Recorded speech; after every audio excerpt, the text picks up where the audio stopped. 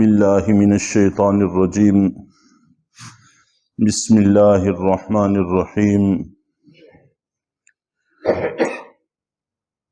منافقین کا تذکرہ چل رہا تھا کہ وہ زبان سے کہتے ہیں ہم ایمان لے آئے ہیں، جبکہ اللہ تعالیٰ فرماتے ہیں کہ یہ ایمان نہیں لائے۔ صرف کہنے سے انسان کو کچھ حاصل نہیں ہوتا جب تک کہ اس کی حقیقت انسان کو حاصل نہ ہو۔ یخادعون اللہ والذین آمنوا،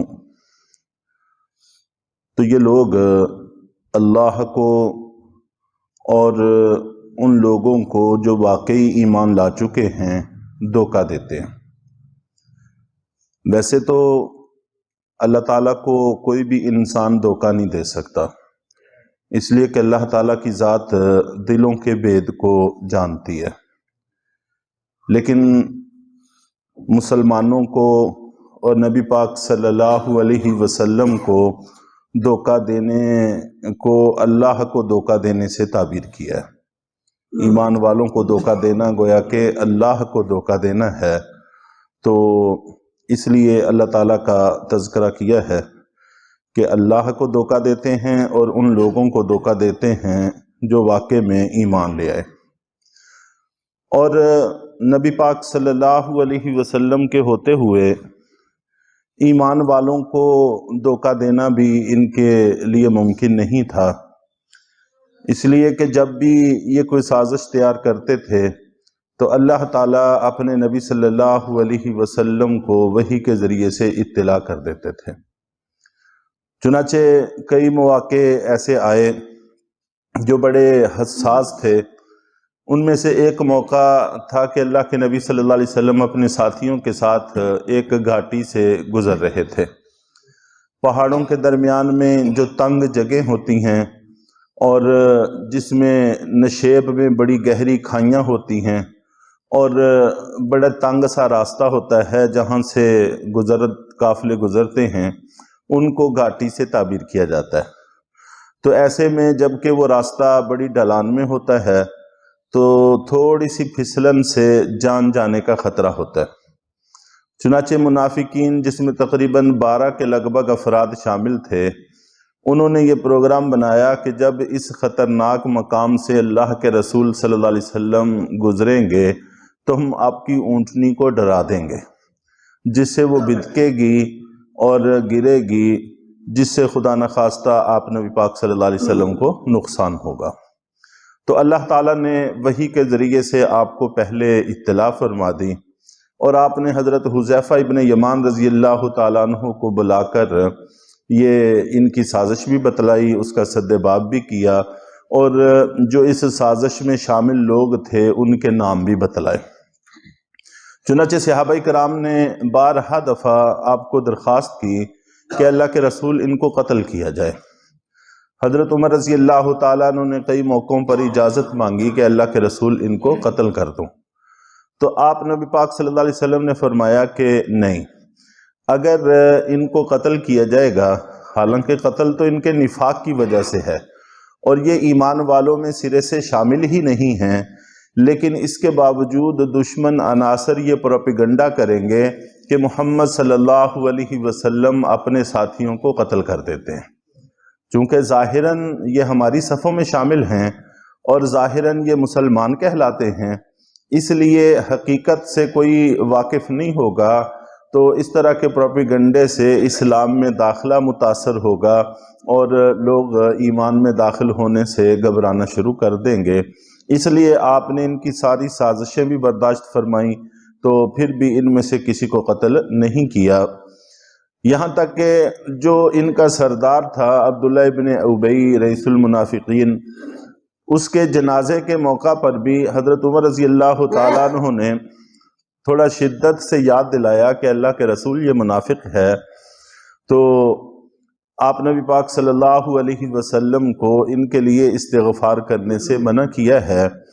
تو آپ نبی پاک صلی اللہ علیہ وسلم نے فرمایا کہ اگر میں اس کا جنازہ نہیں پڑھوں گا، اس کو ایسے ہی چھوڑ دوں گا، تب بھی لوگ یہ پروپیگنڈا کریں گے کہ محمد صلی اللہ علیہ وسلم اپنے ساتھیوں کو مرنے کے بعد بھی یار و مددگار چھوڑ دیتے ہیں۔ تو ایسے کچھ مقاصد کے لیے بہت ساری غلطیاں اپنے ساتھیوں کی برداشت کر لینے میں کوئی حرج کی بات نہیں ہوتی، تو جبکہ یہاں پر کھلم کھلے منافقین کو بھی برداشت کیا جاتا تھا۔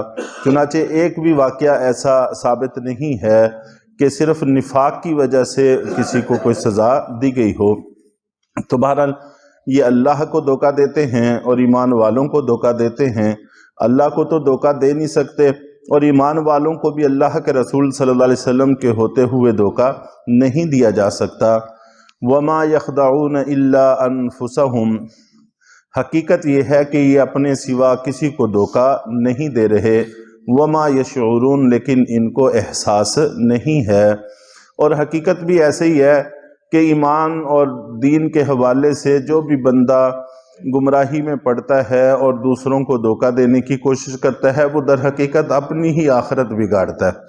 لیکن جس وقت پتہ چلتا ہے کہ میں بہت سارا کچھ کھو چکا ہوں، اس وقت پھر کچھ پانے کا وقت نہیں ہوتا سوائے حسرت اور افسوس کے۔ تو یہ اپنی ہی آخرت برباد کر رہے ہیں، کسی کا کچھ نہیں لے رہے۔ اور آخرت برباد کرنے کے ساتھ ساتھ دنیا بھی متاثر ہوتی ہے، اس لیے کہ ایسے لوگوں پر دونوں طرف سے کوئی بھی اعتبار نہیں کرتا۔ عام طور پر یہ دونوں طرف تعلقات بحال رکھنے کی کوشش کرتے ہیں، اور ان کا مقصد یہ ہوتا ہے کہ دونوں طرف کے فوائد سمیٹیں۔ تو جب کہ یہ دونوں طرف کے فوائد سے محروم رہتے ہیں، دونوں طرف کے لوگ ان پر اعتماد نہیں کرتے اور ان سے اپنے راز چھپاتے ہیں، اور ان پر مطمئن نہیں ہوتے، اطمینان نہیں رکھتے، تو دنیا میں بھی یہ مشکوک ہو کر رہ جاتے ہیں، اور ایسی زندگی کوئی شریف آدمی کی زندگی نہیں ہوا کرتی۔ تو دنیا میں بھی نقصان اٹھاتے ہیں، آخرت تو ساری کی ساری برباد ہوئی۔ فی قلوبہم مرض، ان کے دلوں میں روگ ہے۔ فزادہم اللہ مرضا، اللہ تعالیٰ نے ان کے روگ میں اضافہ کر دیا ہے۔ اور نفاق واقع میں بھی ایک مرض ہے، ایک روگ ہے جو انسان کو پریشان رکھتا ہے۔ ایک تو نفاق حسد، یہ نفاق کا ہی ایک حصہ ہے۔ نفاق بھی حسد کی وجہ سے پیدا ہوتا ہے کہ انسان ترقی سے جلتا ہے، جس کی وجہ سے یہ نفاق کے راستے اختیار کر لیتا ہے۔ اور نفاق بذات خود اذیت ناک چیز ہے جو ہر وقت انسان کو اندر سے جلاتا رہتا ہے۔ ظاہر ہے جس کی ترقی پر جلن ہوتی ہے، پریشانی ہوتی ہے، تو اس کو اللہ ترقی دیتے رہتے ہیں، اور یہ اپنی جگہ اس آگ میں جلتا رہتا ہے۔ اور پھر منافق ایسا شخص ہے کہ جو اپنے اس اندر کے درد کو کسی کے سامنے بیان بھی نہیں کر سکتا۔ ظاہر ہے اگر وہ بیان کرے گا نفاق کھل جائے گا، تو اپنے نفاق کو بچانے کے لیے اندر ہر وقت جل بھی رہا ہے، اور اپنی اس جلن کا کسی کے سامنے اظہار بھی نہیں کر سکتا۔